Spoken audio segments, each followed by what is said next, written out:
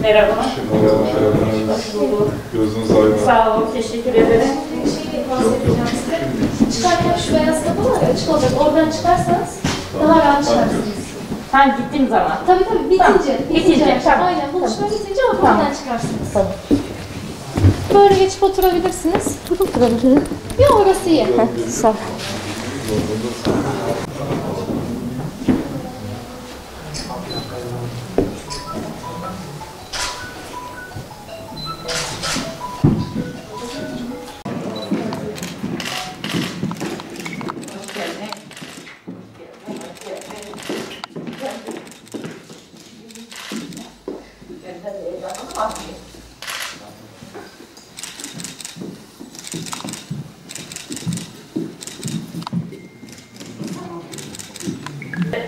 Muş İl Jandarması'na çok teşekkür ediyorum.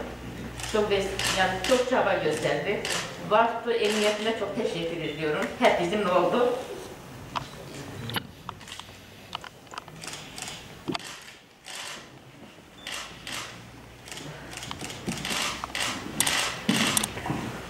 Arkadaşlar, tamam arkadaşlar.